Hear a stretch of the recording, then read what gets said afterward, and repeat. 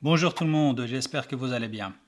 On se retrouve aujourd'hui dans une nouvelle vidéo dans laquelle nous allons aborder la question de la confiance en entreprise qui est reliée à la dimension du climat organisationnel que l'on peut retrouver au sein de nos entreprises.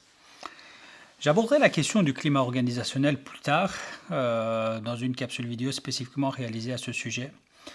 Mais la confiance, qui est un des aspects du climat organisationnel, était un facteur important à traiter aujourd'hui, surtout lorsqu'on analyse la relation entre les supérieurs hiérarchiques et les collaborateurs. On peut dire que la confiance modère la relation entre l'action et la réaction de par son influence par rapport à l'interprétation. Je m'exprime. Les supérieurs hiérarchiques réalisent des différentes actions dans le cadre du déroulement des tâches ou des missions en entreprise. Parmi les différentes actions, on peut retrouver des actions en rapport avec le projet en question ou même des actions relatives à la dimension RH et aux pratiques RH en entreprise, voire même aux différentes politiques stratégiques et sociales décidées par la direction. Les actions sont interprétées par les collaborateurs. Et en fonction de leur interprétation, les collaborateurs réagissent donc à une forme de réaction. Plus le niveau de confiance est élevé, plus l'interprétation des actions est différente et la réaction par rapport aux actions sera en conséquence.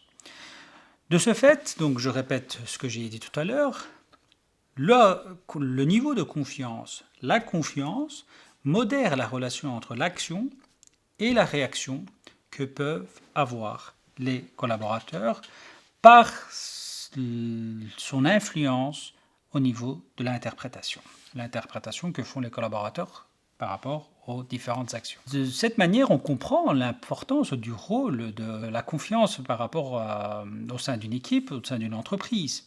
Et c'est pour cette raison qu'il faut forcément travailler pour améliorer le niveau de confiance en entreprise. Développons un peu plus ce point.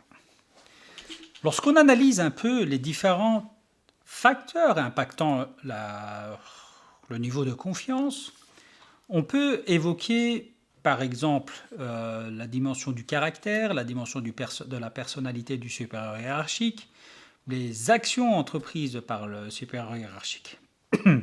En effet, tous ces points peuvent jouer un rôle important dans le niveau de confiance que peuvent avoir les collaborateurs vis-à-vis de l'entreprise, mais aussi vis-à-vis des différentes pratiques RH, vis-à-vis des différentes actions au sein de l'entreprise. Mais il y a une dimension un peu plus macro qu'il faut prendre en considération et qui est, selon ma vision des choses, le facteur le plus important impactant le niveau de confiance.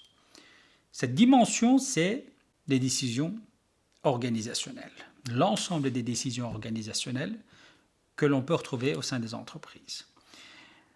Et lorsque ces décisions organisationnelles sont justes, bien faites, correctes et qui n'empiètent pas les intérêts des collaborateurs, ces décisions organisationnelles contribuent à améliorer le niveau de confiance que l'on peut retrouver au sein des entreprises.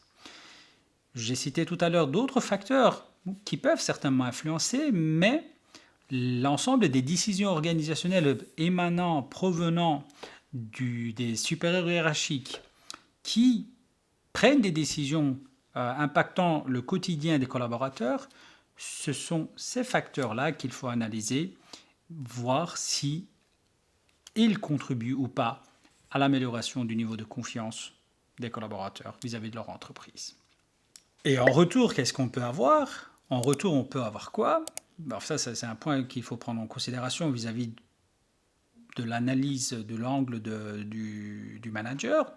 C'est que plus le niveau de confiance est amélioré au sein de l'entreprise, plus les réactions, comme on l'a dit tout à l'heure, les réactions attendues des collaborateurs seront différentes et améliorées. Et ça peut être aussi bien des réactions par rapport à l'implication du collaborateur vis-à-vis de l'entreprise, à son niveau d'engagement, et aussi une amélioration de ses performances. En conclusion, j'ai essayé de développer aujourd'hui l'importance du niveau de confiance et comment le niveau de la confiance modère la relation entre l'action et les réactions. Et je voudrais terminer en disant que veillons à développer le niveau de confiance en entreprise pour améliorer le bien-être collectif.